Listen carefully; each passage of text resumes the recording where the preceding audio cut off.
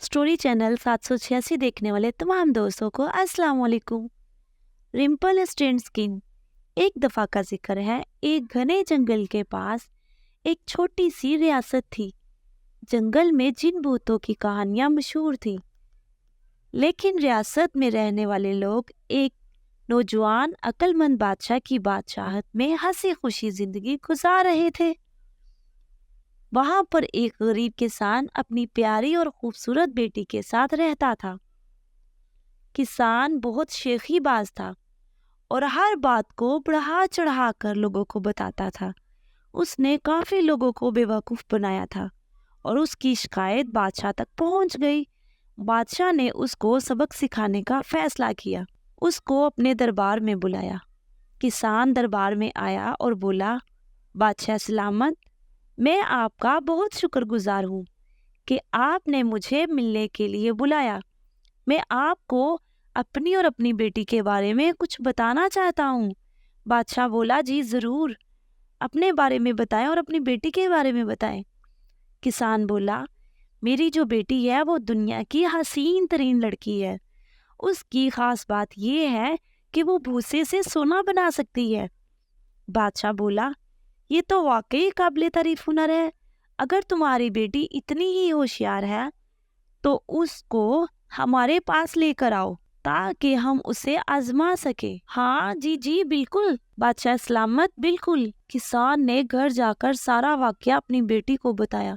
वो बोली, मैंने हमेशा आपको झूठ बोलने से मना किया है, अब आप अपने झूठ में खुद फंस गए हैं। किसान अपने किए पर बहुत शर्मिंदा था। वो दोनों आने वाली मुश्किलों का सामना करने के लिए महल की तरफ चल पड़े। किसान और उसकी बेटी को आता देखकर बादशाह बोला, खुश आमदीद, खुश आमदीद। लड़की, तुम वाकई उतनी ही खूबसूरत हो जैसे तुम्हारे वालिद ने बताया था। उम्मीद है कि तुम उनकी सारी बातों को जो उन्होंने तुम्हारे बारे में कही सच कर दिखाओगी और तुम भूसे से सोना बना सकोगी। अब बिना वक्त जाया किए आओ, चलो मेरे साथ। बादशाह उसे एक भूसे से भरे हुए कमरे में ले गया और साथ ही एक चरखा भी दिया। बादशाह बोला, अब तुम भूसे से सोना बनाना शुरू कर दो और अगर सुबह तक तुमने भूसे से सोना नहीं बनाया तो तुम्हें और तुम्हारे वालिद को खत्म कर दिया जाएगा। फिर बादशाह ने सिपाही से कहा, ध्यान रखना कि ये कहीं भाग ना जाए, समझे। बेचारी किसान की बेटी को समझ ही नहीं आ रहा था कि वो अब क्या करे। वो खौफ के मारे रोने लगी। अचानक वहाँ एक रोशनी चमकी और एक बोना नमूदार हुआ। बोने ने कहा, किसान की बेटी, तुम क्यों रो रही हो? लड़की ने कहा, क्योंकि मुझे आज की पूरी रात के अंदर अंदर भूसे से सोना तैयार करना है। मुझे ये नहीं आता। बोना बोला, अगर मैं तुम्हें ये काम कर दूं तो तुम मुझे क्या दोगी? लड़की बोली, मैं तुम्हें अपने गले का ये हार दे सकती हूँ, ये बहुत ही कीमती है। बोने ने वो हार ले लिया और चरखे के सामने बैठ गया और 3 बार चरखा घुमाने में डिब्बा भर गया। उसने फिर से 3 बार चरखा घुमाया, डिब्बा फिर से भर गया। इसी तरह सुबह तक चरखा घूमता रहा और सारे डिब्बे सोने से भर गए। लड़की बोली, शुक्रिया, क्या मैं जान सकती हूँ कि तुम कौन हो और तुम्हारा नाम क्या है? बोना हंसा और पलक झपकते ही गायब हो गया। सुबह होते ही बादशाह कमरे में आया और सोना देखकर हैरान हो गया और बोला, अरे वाह, ये तो सच हो गया। मैंने तो सोचा था कि तुम्हारा बाप तो शेखीबाज है, झूठ बोलता है। अब तुम जाओ, आराम करो, मैं तुमसे शाम में मिलता हूँ। किसान की बेटी ने सोचा कि बादशाह उसे इनाम देगा और उसे घर जाने की इजाजत दे देगा, मगर शाम में लालची बादशाह उसे दूसरे कमरे में ले गया जो पहले कमरे से भी बड़ा और भूसे से भरा हुआ था। बादशाह बोला, अगर तुम अपनी और अपने बाप की जान बचाना चाहती हो तो तुम्हें इस सारे भूसे को आज रात सोना बनाना होगा। लड़की को कुछ समझ नहीं आया कि वो क्या करे। वो फिर से रोने लगी। उसी शाम फिर से वो बोना नमूदार हो गया। ए लड़की, मत रो, अगर मैं ये सारा भूसा सोने में तब्दील कर दूं तो तुम मुझे क्या दोगी? लड़की ने थोड़ी देर कुछ सोचा और उसकी नजर अपनी सोने की अंगूठी पर पड़ी जो उसके पास बोने को देने के लिए एक आखिरी कीमती चीज थी। लड़की बोली, तुम ये अंगूठी ले लो। बोने ने अंगूठी ली और चरखा काटने लगा। सुबह तक सारा भूसा सोना बन गया। लड़की बोली, बहुत बहुत शुक्रिया आपका, अब तो आप अपना नाम बता दें। बोना फिर से हंसा और गायब हो गया। बादशाह कमरे में दाखिल हुआ और ये मंजर देखकर उसकी खुशी की इंतहा न रही। वाह, तुम हमारी रियासत के लिए तो एक बेशकीमती तोहफा हो। मेरे पास तुम्हारे हुनर की तारीफ के लिए अल्फाज ही नहीं है।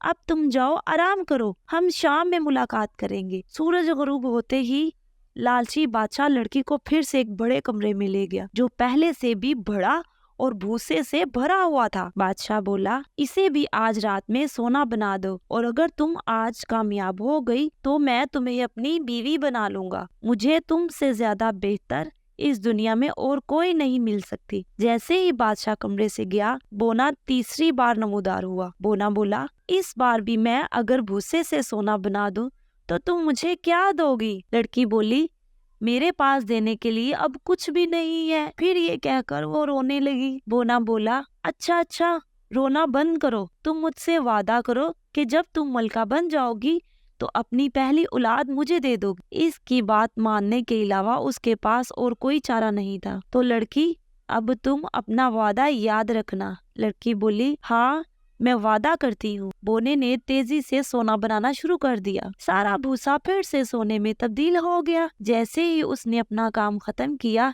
उसने एक जोरदार कहका लगाया और वहाँ से गायब हो गया। सुबह जब बादशाह आया तो उसकी ख्वाहिश पूरी हो चुकी थी। बादशाह बोला, अरे वाह, क्या बात है, तुमने अपनी बात सच कर डाली। कल मैं तुमसे शादी करूंगा। वो मुस्कुराया और वहाँ से चला गया। अगले दिन किसान की बेटी और बादशाह की शादी थी। बादशाह की बेटी मलका बन चुकी थी। 1 साल गुजरने के बाद बादशाह के घर एक खूबसूरत सी बेटी पैदा हुई। एक दिन जब मलका अपने कमरे में अकेली थी तो अचानक से बोना नमूदार हुआ। मलका बोने को देखकर डर गई। बोना बोला, क्या तुम अपना वादा भूल गई मलका? मलका बोली, मुझे अपना वादा याद है, लेकिन मुझे अपनी औलाद से बहुत प्यार है। क्या तुम मुझ पे एक मेहरबानी कर सकते हो? बोना कुछ सोचने लगा। मलका फिर बोली, देखो, अब मैं मलका हूँ, सिवाय मेरी औलाद के तुम्हें जो चाहिए वो ले लो, मैं तुम्हें कुछ भी दे सकती हूँ। बोना बोला, तुम अगर मुझे दुनिया के सारे खजाने भी दे दो तब भी मुझे ये बच्चा ही चाहिए। मलका ये सुनकर घबरा गई। वो रोने लगी और हाथ जोड़कर बोने से इल्तिजा करने लगी, मेरी औलाद को छोड़ दो, मैं तुम्हारे आगे हाथ जोड़ती हूँ। बोने को उस पर तरस आ गया। कुछ सोचने के बाद बोना बोला, चलो एक काम करते हैं, मैं तुम्हें 3 दिन का वक्त देता हूँ, तुम मेरा नाम बूझ कर बताओ। अगर तुमने 3 दिन में मेरा नाम नहीं बताया तो तुम्हारी औलाद मेरी। मलका इस बात पर मान गई। तो ठीक है, मैं कल दोबारा आऊंगा। ये कहकर बोने ने एक कहका लगाया और वहाँ से गायब हो गया। सारी रात मलका वो सारे नाम सोचती और याद करती रही जो उसने कभी सुने थे। अगले दिन उसने एक कासिद को बुलाया और हुक्म दिया कि सल्तनत में सबके नाम मालूम करके आओ। कासिद चला गया और सबके नामों की एक फहरिस्त शाम को ले आया। शाम को बोना फिर से आ गया और बोला, क्या तुमने मेरा नाम ढूंढ लिया? मलका ने वो सारे नाम बोले जो वो जानती थी, पर बोना हर नाम पर ये कहता रहा, नहीं, ये मेरा नाम नहीं है,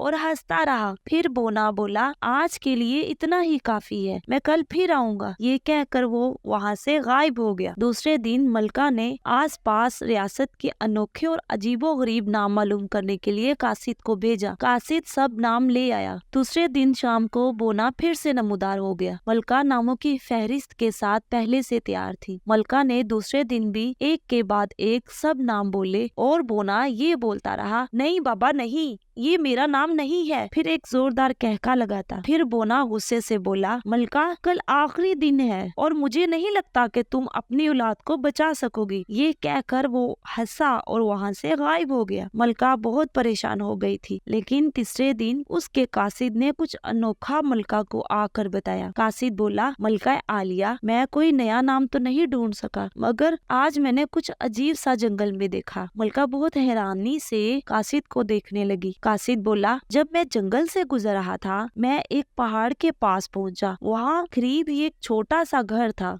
जिसके सामने आग जल रही थी और उसके गिर्द एक अजीब सा बोना नाच रहा था। वो एक ही पैर पर उछल कूद कर रहा था और गाना गा रहा था। आज जला कल पकाओ, मलका की बच्ची को खूब सताओ, किसको क्या है खबर, मैं हूँ रिम्पल टेंट स्किन। मलका खुशी से बोली, अरे वाह, तुम सोच भी नहीं सकते मुझे कितना सुकून मिला है ये जान के। मलका ने फौरन अपने गले का हार कासिद को इनाम के तौर पर दिया। उस शाम बोना फिर से नमूदार हुआ और बोला, जी तो मलका, आज आखिरी दिन है, बताओ मेरा नाम क्या है। मलका ने पहले 2-3 और नाम जो उसने सोच रखे थे बोले। बोना बोला, नहीं बाबा नहीं, ये मेरा नाम नहीं है। फिर मलका रुकी और बोली, अच्छा तो तुम्हें रम्पल स्टेंटस्किन कहते होंगे। बोना ये नाम सुनते ही चौंक गया और गुस्से में आग बगोला होकर बोला, किसने बताया तुम्हें ये नाम। उसने गुस्से से अपना दायां पैर इतनी जोर से जमीन पर मारा कि उसकी टांग जमीन में धंस गई। उसके बाद वो जोर जोर से चीखा और वहाँ से गायब हो गया। फिर मलका अपने बच्चे और बादशाह के साथ हंसी खुशी रहने लगी।